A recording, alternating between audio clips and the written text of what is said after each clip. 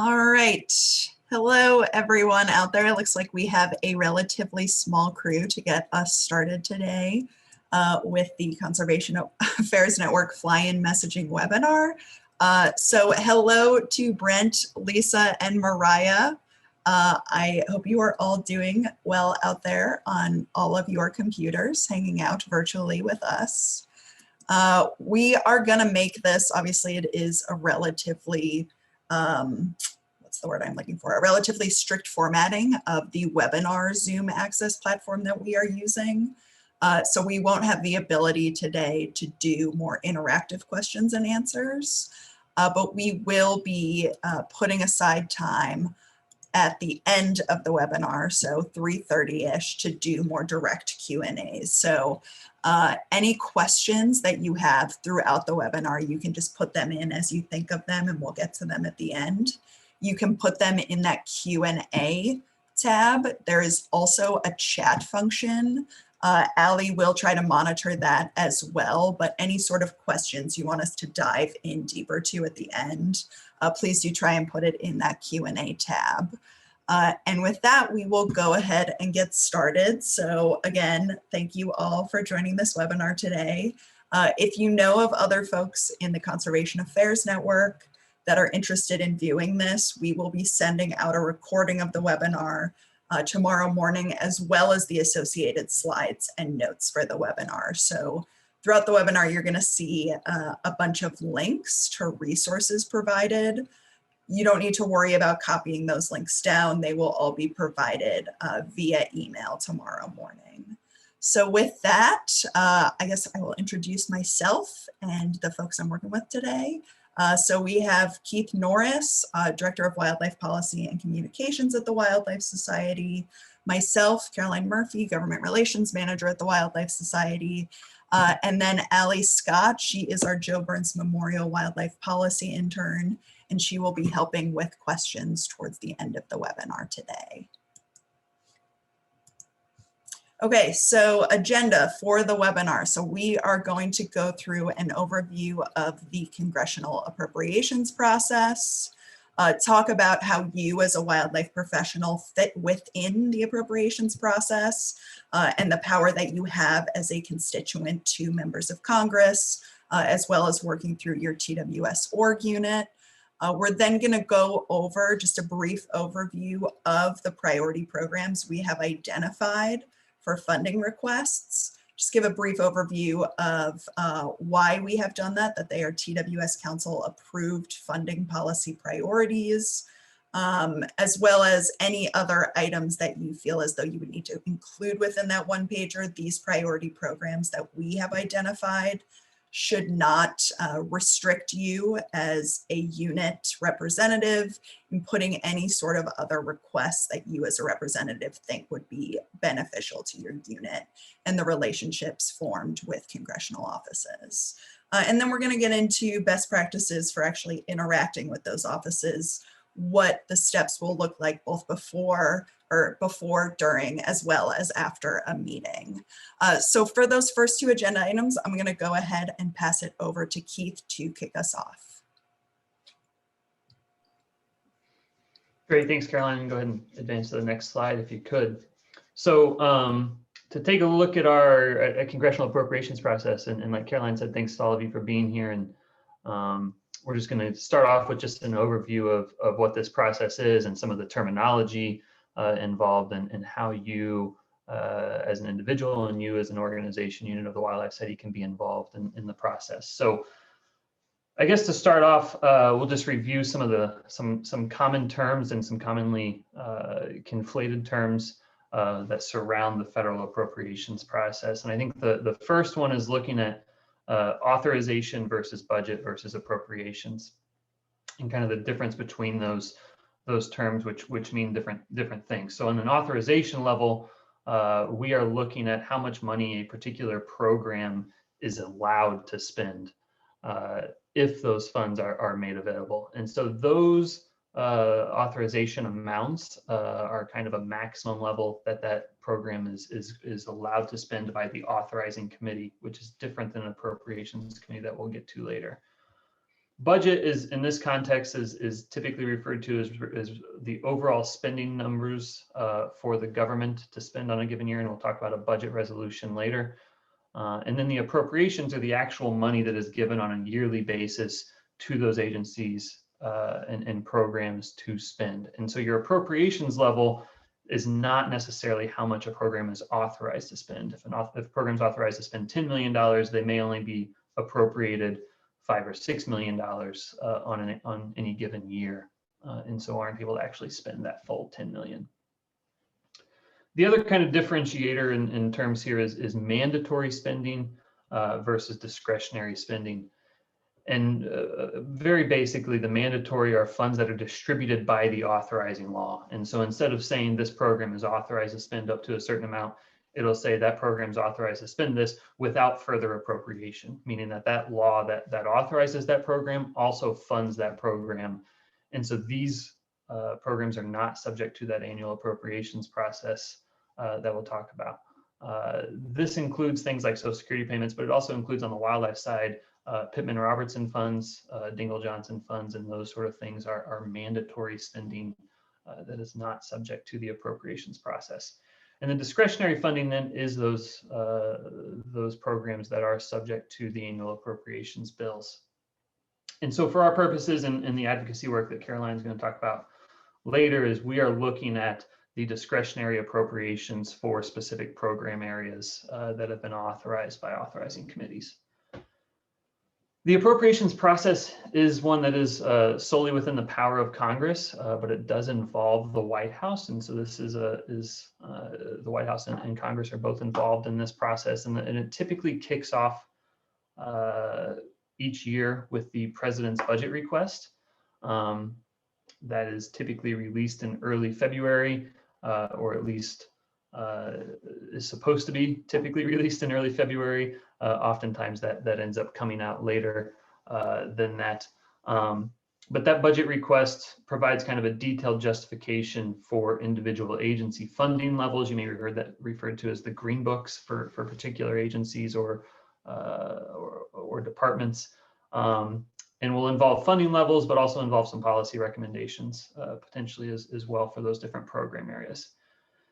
And so once that is done, or concurrently with that process coming from the executive branch, Congress will consider a concurrent budget resolution, which does not require the president's signature, but just sets the top line spending levels for the government. So it's essentially Congress coming together and agreeing on a top line level of spending that they can have for that year. And then that top line level of spending is doled out to the Appropriations Committee, which further then separates it to 12 subcommittees within their overall Appropriations Committee. There are 12 subcommittees, and they are allocated certain levels of spending. These are known as 302B allocations. And those 12 subcommittees are the ones who actually draft the appropriations bills. And so every year there are 12 appropriations bills. And typically for the Wildlife Society, we focus on two of those primarily, and that is the Interior Environment Related Agencies Subcommittee, and that will include funding for all of the Department of the Interior, the EPA, and the U.S. Forest Service as well. And then we also focus on the Agricultural Subcommittee Appropriations Bill, which includes like the NRCS, APHIS Wildlife Services, et cetera, those sort of Department of Ag programs. And so usually these subcommittees are going to hold public markup sessions to debate particular aspects of the bill, sometimes including public testimony, and then we'll vote to advance that bill to the full committee, who will also then potentially have markup sessions before voting to advance the bill to the floor. And then each chamber has to pass those bills, and typically there's going to be differences between the Senate and the House on those appropriations bills, and so they will have a conference committee comprised of the leaders of each chamber, who then work together to resolve the differences and pass those pass that conference committee report through both chambers that the president then signs into law. And so without that president's signature on each one of those appropriations bills, the government sectors that that don't have a signed appropriations bill do get shut down. And so that's something we've seen happen a few times now in the past decade, where that signature doesn't happen before the federal fiscal year ends. So that's an overview of the process. And I guess I don't have it in here, but to specify kind of the federal fiscal year ends September 30th. So the fiscal year runs October to September. And so that's kind of the timeline. As February, President's budget is released. And then by end of September, you're looking to have those bills passed and signed. Oftentimes here lately that has not been happening, but the process at least attempts to make that happen. So Caroline, if you can go to the next slide. Thank you. And so the appropriations process is really a key opportunity for you to be engaged in the policymaking efforts. It's an opportunity for you as a constituent and you as a wildlife professional to engage with your congressional representatives. You know, the government spending is really an expression of the public's needs and the public's values. And those congressional delegations are there to represent you. And so they need to know that you value wildlife and that you value wildlife science and science-based management and conservation. And so you as a wildlife professional, I guess you as a constituent, is your views kind of deserve to be represented and should be represented through the acts of Congress and through the government spending. And additionally, you as a wildlife professional are an expert on how these programs and these federal dollars can really help drive wildlife conservation, can help drive wildlife science, and can really produce value on the ground. And so congressional offices really want to and really need to have that sort of information from you. And so there are opportunities at each step of the process to engage, whether that is agencies formulating those budget requests. Earlier on in the process, there's opportunities to comment on, to work with the agency and make sure that they are prioritizing the right program areas within their own budget requests, which Congress then looks at during their process. There are opportunities during the budget resolution and the allocation of funds that the Appropriation Committee does to those subcommittees. And so there's opportunities along each one of those steps. But for our purposes, we're looking to educate and influence congressional members during the Appropriations Subcommittee and committee processes. And so this can be done through targeted outreach to subcommittee members. So the members of Congress who are in the Interior Environment Related Agencies Subcommittee of Appropriations, doing specific outreach to them or to the full Appropriations Committee, as these are the individuals that are really going to be directly involved in drafting that bill language. These committees often will have hearings as well, which you can submit written testimony to those hearings about the program areas that you are interested in. And so that's really a key opportunity for engagement. But even if your representative from your area isn't on one of those committees, they can still have a critical role in that process and still need to be engaged and need to be informed about what your values and your needs are on this funding. All congressional members are invited to submit what's known as a member request to these particular committees. And so that's just an internal request process that these appropriations committees have for all the other members of Congress to submit their needs and wants from their own constituencies to. They also have opportunities to sign on to Dear Colleague letters, and I think Caroline will be talking about one of those that we have in the works here on a particular program area. But these are letters that ask the Appropriations Committee to fund a particular program, and they're really designed to show broad support among all of the members of Congress to fund a particular area. And so it's really important to be engaged, to be involved, to be that constituent that represents their values and make sure their members of Congress know their values. Caroline, if you can advance it.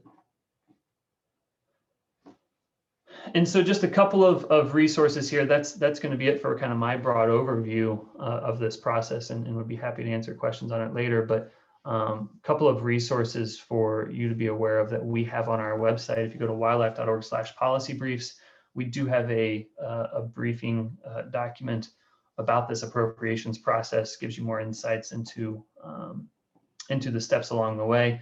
And then our policy toolkit for the Conservation Affairs Network also has a U.S. federal budgeting process section that again provides more details about how you can specifically be engaged in each step along that process, as well as other sections in that toolkit that talk about how to best engage members of Congress. So I think with that, I'll turn it back over to Caroline. All right, great. Thanks, Keith. So next I am going to be, goes for a second, there we go. I am going to be walking us through the conservation priority programs that we as TWS have identified as high priority for this fiscal year 2022 appropriations cycle. That fiscal year will be starting in October of this year. And as Keith discussed, we are in the middle of that appropriations legislation drafting process for fiscal year 2022. So the first program, the State and Tribal Wildlife Grants Program within the U.S. Fish and Wildlife Service. It's the only federal program with funding that's dedicated to the conservation of at-risk species, largely at the state level, as well as territories and tribal nations. So funding for the program goes to implementation of state wildlife action plans. You can think of these as like conservation action blueprints drafted by state wildlife agencies and partners to determine the at-risk species in their state, which are known as species of greatest conservation need, as well as potential research, monitoring, conservation, and management work that needs to occur for the recovery of that species. States receive formula funding. So in the next slide, I'll have a link to where you can figure out what your state has received. They also are able to apply for a competitive grants program. Tribal nations are only able to apply for that competitive grants program portion. So usually the competitive grants program with both state and tribal, those two program areas added together is usually around like $10 to $12 million. The whole state and tribal wildlife grants program, including both formula and competitive funding, is funded at $70 million annually. The $100 million request that we, as well as partners, have prioritized will allow for not entire implementation, but fuller implementation of those state wildlife action plans. And ideally, if competitive funding were to go to tribal nations in those accounts, increased at-risk species conservation work for tribal nations. So what makes this request, as opposed to our other requests that I'll get into, a little different is that there is a Dear Colleague letter that we are working on associated with this funding request.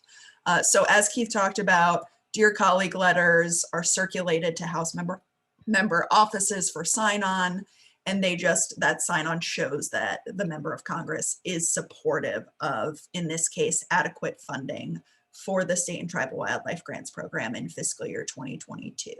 So the reason that we chose this week to try and get folks to set up meetings with their members of Congress is because that deadline to sign on is April 2nd. So that ask would have to be made before the end of the day on April 2nd. That does not mean that if folks can't engage this week, they shouldn't engage at all. They absolutely should. Really any time throughout the month of April would be great. That is just one deadline that we are interacting with. This letter, I'll just note, it's a House-specific letter. There will also be a Senate companion letter requesting robust funding for state and tribal wildlife grants, but that's not included as far as this overall ask for this week and this month.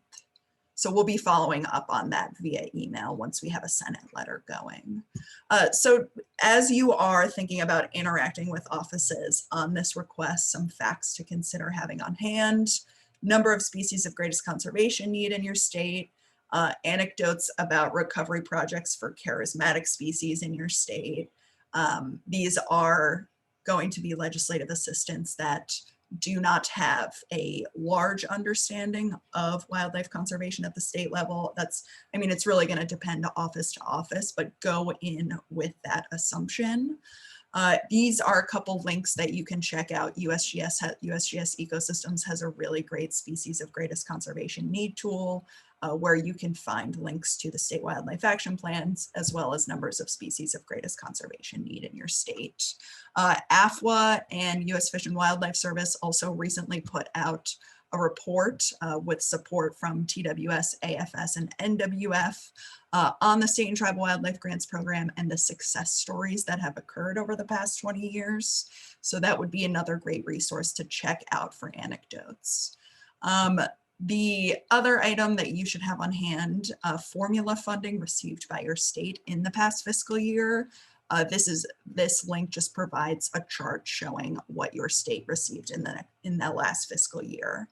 To learn more about the State and Tribal Wildlife Grants Program, if you're just looking for a refresher or a broader introduction, TWS does have a fact sheet on the program that you can check out. That's also listed in our policy resources. Okay, so this is just very quickly on the State and Tribal Wildlife Grants Program. We, alongside many other organizations, are pushing for reintroduction and passage of the Recovering America's Wildlife Act. It's been put through TWS channels many times, but would provide $1.4 billion in proactive species conservation funding. If you get asked about this and how it relates to the State and Tribal Wildlife Grants Program, it is a proactive, cost-effective approach that would allow for the full implementation or more robust implementation of the state wildlife action plans that are currently funded by the State and Tribal Wildlife Grants Program. There is a fact sheet here as well linked to that you can send to that staffer after the fact if you guys get into a discussion about that.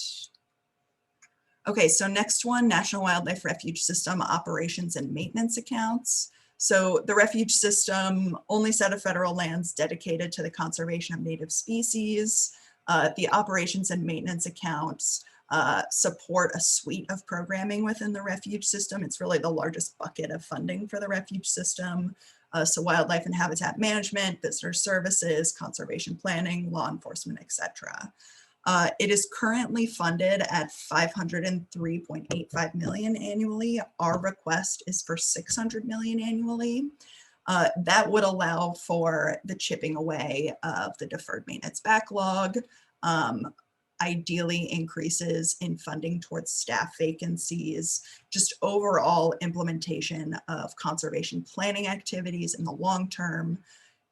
Overall, the refuge system is severely underfunded at present, and that $600 million is, it's really the tip of the iceberg. Up to $900 million has been estimated for actual full implementation of activities of the refuge system and associated staffing, but we're really trying to get that number up as much as we can. So that's been the coalition consensus number. When you are interacting on refuge system specifics, it's a good idea to have an idea of the refuges located in your state, what sort of recreational activities are allowed in that state, or any sort of conservation projects occurring in that state. A lot of those arguments we'll get to in a sec should really just be tailored to the member office and what their sort of interests are. So you can, if you're interested in learning more about the refuge system, we have a page on it in our Action Center where you can find out more facts and figures. Okay, so next one. So we are transitioning from the US Fish and Wildlife Service to the US Geological Survey for the Cooperative Fish and Wildlife Research Units program. So it's a cooperative program that brings together the US Geological Survey, a land-grant university, a state fish and wildlife agency, and the Wildlife Management Institute, which is a private NGO. It brings them together on a cooperative basis to determine and execute the research needs of the cooperators. So of the State Fish and Wildlife Agency, often the U.S. Fish and Wildlife Service will be a cooperator for many of the units. So it's both state and federal research needs in a university setting, which allows for the education of the next generation of fish and wildlife professionals as well. So the federal funds for this program, currently at $25 million, go to staffing the federal scientists at the universities. It leverages a significant amount of non-federal dollars from those cooperators to implement those research needs. So we have requested an increase to $27 million in fiscal year 2022 to allow for the continued filling of staff vacancies, as well as expansion of the unit program into states with state fish and wildlife agencies that have long requested the programming. So facts to consider having on hand when you're talking about the cooperative research units. One of them, just make sure you are aware if there is a cooperative research unit in your state, what sort of work they are doing within the state, the cooperators involved in that programming. These are all very readily available on usgs.gov. The units just put out a 2020 year in review report, which has a lot of great examples of research success stories occurring within the units. Okay, so the last one, we are going to go over the Climate Adaptation Science Centers, also within USGS.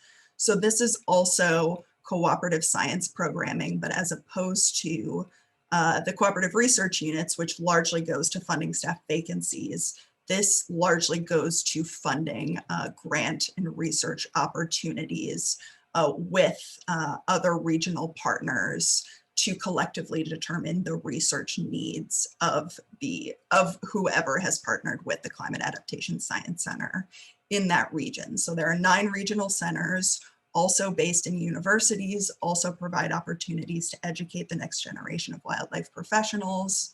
And they also provide publicly available research and data tools for those cooperators, those partners in that region. So if you go to, really quickly, we are requesting $60 million for the program in the next fiscal year. That will just allow for an increase, a plus up of that grant programming in alignment largely with the administration's overarching priorities on climate change and adaptation. So I would recommend going to each regional center has its own webpage and list of activities, publications, reports that you can check out prior to your meeting with the Congressional office to get a better understanding of what sort of research is occurring there. Okay, so now we're actually going to get into the meat of it, what you should do, how you should interact when you are in a meeting setting with a congressional staffer. Okay, so first item is going to be about crafting your message.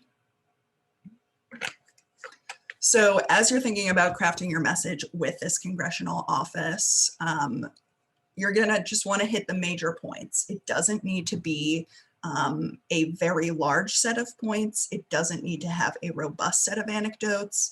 I do want to stress, as Keith has stated, the important thing is that you are a constituent and you are a wildlife professional and you are stating the needs of the profession to your congressional offices.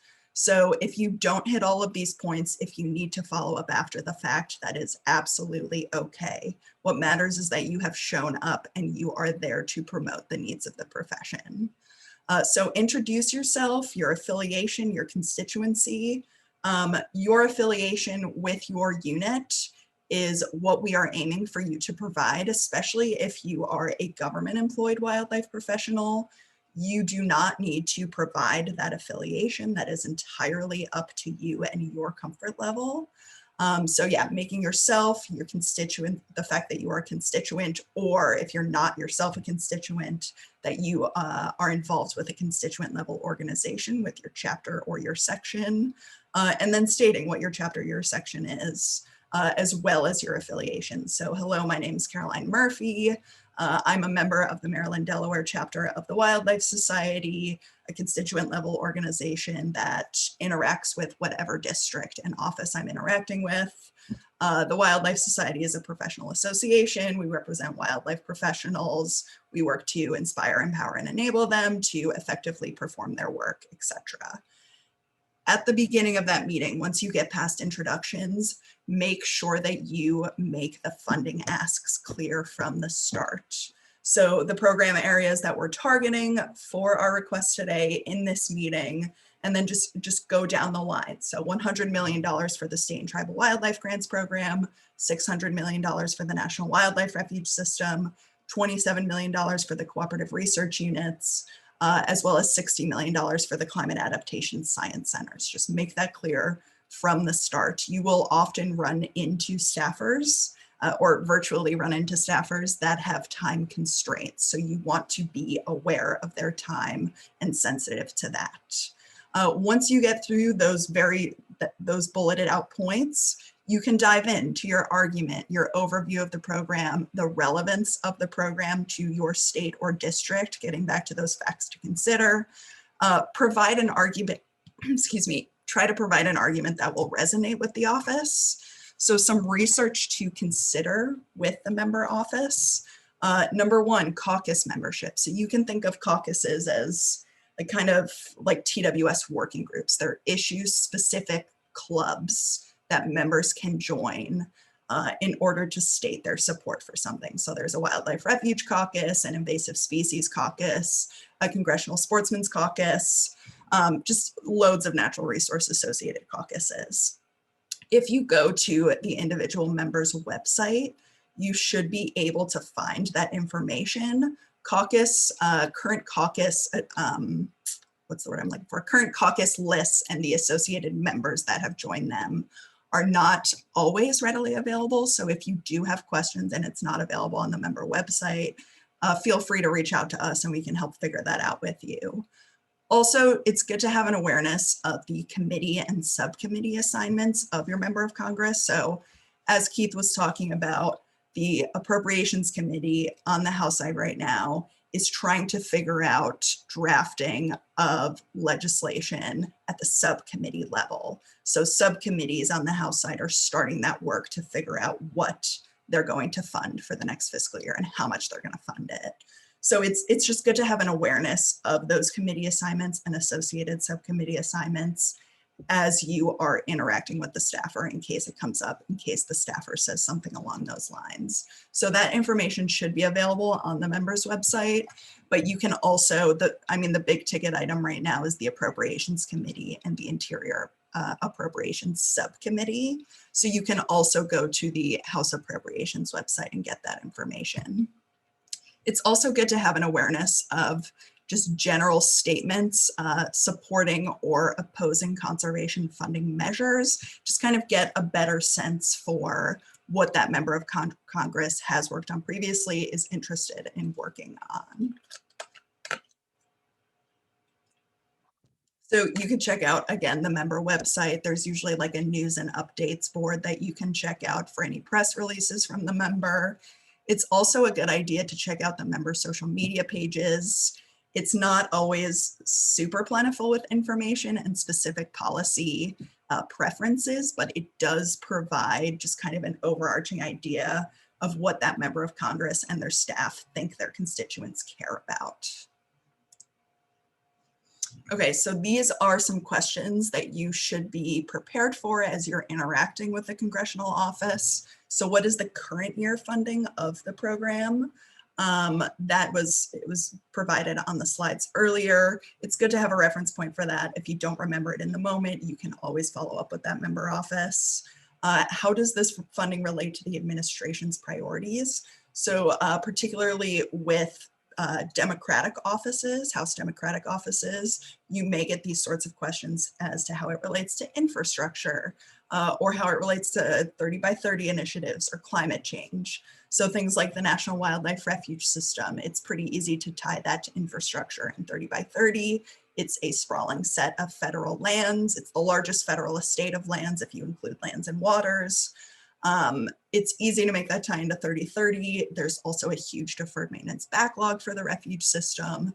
It's easy enough to tie that to infrastructure priorities and ensuring that the refuge system has the ability to chip away at their deferred maintenance backlog. Another question you might get, are there other conservation priorities in the members district that our office should be aware of? If you don't get this question, it is a good question to ask yourself to the congressional staffer, just to make it clear that you can be a resource. Your unit can be considered a resource in future engagements if you are looking to build, if your unit's looking to build a relationship with those congressional offices. Okay, so some pointers for during the meeting. Be on time. If you are running late, just be sensitive to the staffer's time. Make sure they're aware, shoot them a note, dress professionally. Expect no more than 30 minutes allotted per meeting. Be sure, as I already stated, be sure to make the requests clear beforehand in case the staffer has to end early for any reason. These are very, very busy people and they are shuffling from one agenda item to another, you know, every 30 minutes or so. Ask if there is anything that needs to be done in order to move your request forward with the office. So they might be interested in something like constituent organization letters to the member of Congress, making it clear that there is broader constituent support. Also, a lot of congressional offices have individual member request forms that you can fill out in order to showcase what you are requesting and make it relevant to the district. So these are usually like Google forms that ask you a suite of questions about the program, your associated funding request, and how it relates to the district. If you're unsure how to answer a question, it is not a problem at all. Just don't make anything up, just follow up with them with any sort of resources or discussion items that you weren't able to interact with in the moment. The conversation will be casual. You don't need any props. If you do think it will be helpful to getting your overall points across, you can consider doing like a quick PowerPoint slide, just showing those requests, how they relate to the district. Very short, bulleted, similar to what our one pager looks like, if you think that would be helpful. Okay, so after the meeting, you do want to send a thank you email to the member of Congress within, or to the congressional staffer within a few days, within 3 to 4 days, no more than that, I would say, of your meeting. So just restating your funding request, copy of your one pager if your unit decides to interact with that one pager and format it based on your unit's preferences. Follow up on any of those questions that you had to, check back in on, as well as resources discussed with the office. And if you're interested in making this an ongoing relationship, do make it clear that you are there to help, that you are a reference point for any sort of conservation issues that pop up in the district. I will be sending along a form thank you email later in the week that units can adapt as they see fit for this thank you email. And with that, we can open it up to questions. So we went a little bit over. We have about 6 minutes left for questions. If there are questions that we don't get to, we can also follow up via email. So Allie, do we have any questions in the queue? Yeah, we actually had 2 questions from Brent about resources that are available to find where National Wildlife Refuges are located, and the same thing where climate adaptation science centers are located relative to congressional districts. Okay. Yeah, so as far as both CASCs and CASC's climate adaptation science centers and National Wildlife Refuges, the National Wildlife Refuge System, I included the link in the slides. They have a really great interactive refuge system by state map where you can click it, find out quick bits and facts about each refuge system in that state. The Climate Adaptation Science Centers, so these are regionally based. So there are 9 science centers. I think Alaska is the only one that has its own science center. And these are easier to break up by district as a result of their scale. But those are broken up on the USGS website. The link to it is included in the slideshow that I will be sending along tomorrow morning. As far as, sometimes a district will overlap with a refuge system that'll be in between two districts. It's not always cleanly aligned with the district maps, and district maps can kind of be all over the place. So it might take a little bit of eyeballing back and forth to figure out the relevant refuges in that congressional district versus the refuge system map. But if you do have any other questions on that or trying to figure that out and are having a hard time, please reach out to us and we can try and troubleshoot that. Great. So we had a second question where Lisa is asking if anyone has a KMZ of the congressional districts. And it looks like Keith typed an answer to that too. Or a way to look it up in Google Maps to help with overlap or local issues. I did just, Lisa, I just sent you a link to GovTrack that has a really nice map that you can zoom in on various congressional districts to get a sense of where those overlay within each state. So right now I'm not seeing any additional questions. Okay. All right. Well, I guess I'll do a brief conclusion, and if there are any other questions that pop up, we can hit them quick. But thank you all for joining today. Really appreciate it. Again, I will be sending these materials out tomorrow morning, but I mean, over the course of the next couple days, and as you are setting up meetings, please do consider us a resource as you are just trying to work through this process and build a rapport with congressional offices. We are here to help troubleshoot on these issues with you. With that, we can go ahead and end the webinar. And again, thank you all so much for joining today. Please feel free, these emails below, cmurphy@wildlife.org and knorris@wildlife.org would be the best point of contacts. And with that, I will wish you all well and have a great day.